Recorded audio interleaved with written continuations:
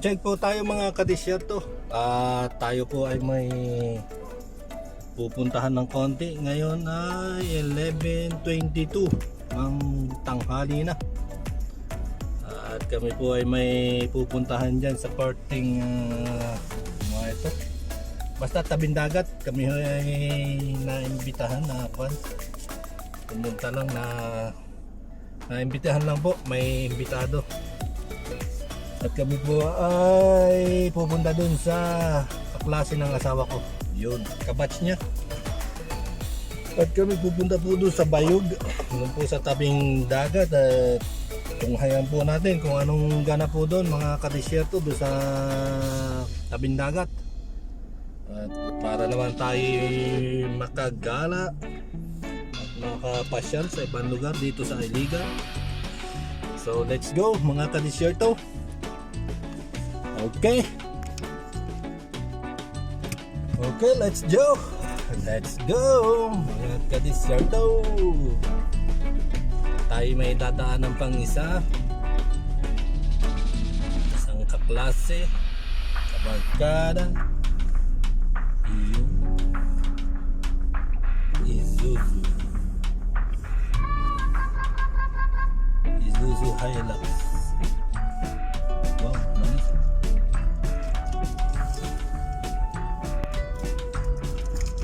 Ito po ang ganap mga kadisyerto. So let's G. Let's G. Whoop, yeah.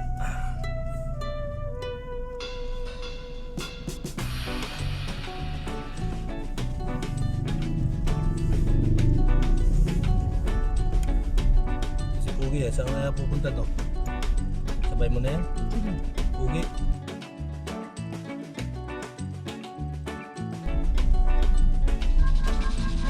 Magpupo siya na name.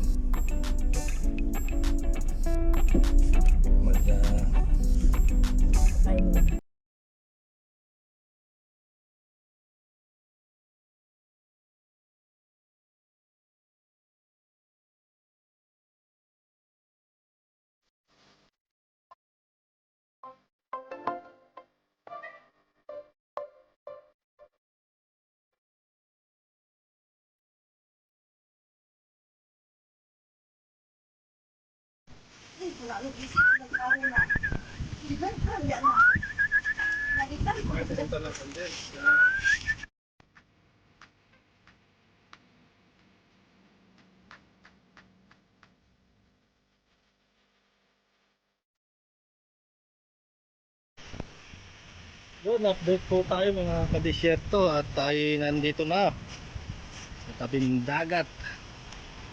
Eto, ang karagatan po rito, makikita. Batuhan siya, batuhan. Yun, na dagat. Titingnan ko kung pwedeng dito mamasol dito sa tabing dagat. Titingin ako ng spot. Ano tayo nagbabantay. Titingnan kung pwedeng maghagis dito.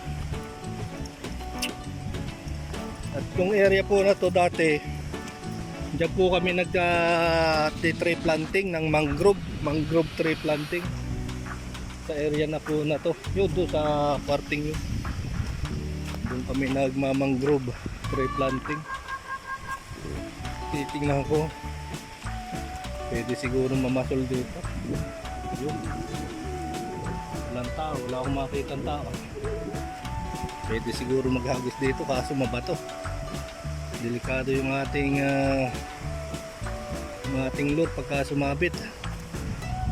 So asimbolin ko muna yung aking pamasol.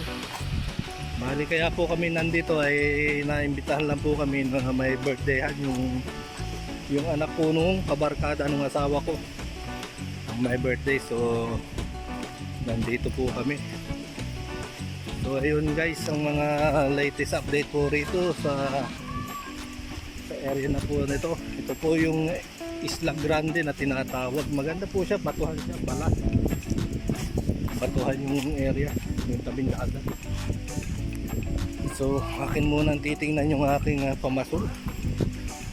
aking aayusin pa, yun ay naputol. At gagawin po natin ang paraan para maidugtong muli. So okay, let's go. Let's go. Ayun, at nakapaghanda na tayo ng ng ating pamasul. Eto siya. So susubok tayong maghagis dun. Saan maganda-ganda. Ito yung ating pamasul. Ayan. Susubok tayo maghagis dun. At baka tayo makakahuli ng tanigi. Eto. Inayos ko pa yung aking pamasul at ito yung naputol. So dinugtungan ko siya ng nylon para hindi mapansin ang isda. So ayan mga guys, at sana mabato dito, kaya ang ginamit kong lure yung lumulutang lang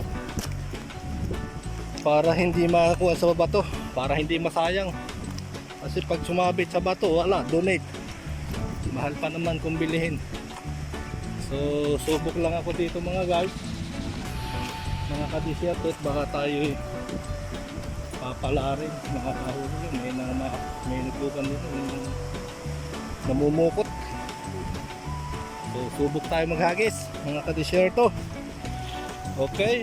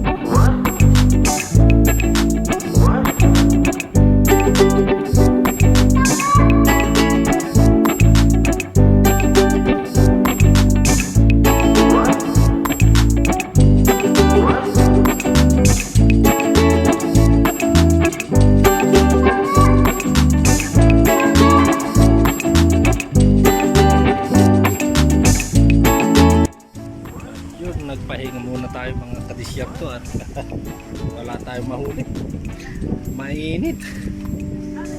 At ayun, naliligo na lang yung mga bata, siguro maya maya ang hapon ng konti. Bali ang oras dito ay pag 2:30. Yan, dito lang ako sa cottage at kami nagpapahulay ng konti. Sarap matulog na hapon.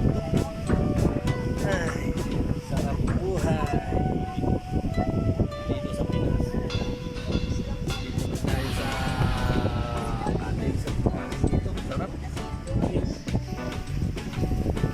Dagat.